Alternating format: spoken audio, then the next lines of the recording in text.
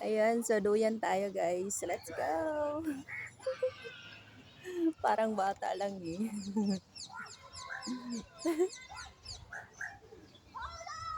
Ayan.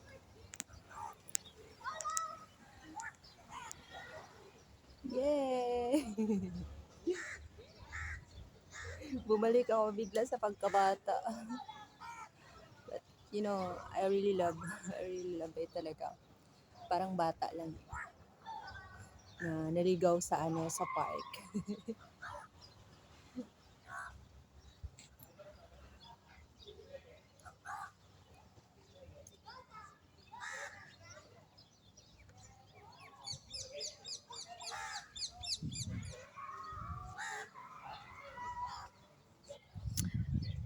Naririnig yung mga boses ng mga langgam at saka yung mga tao na naliligo sa pool, mga bata.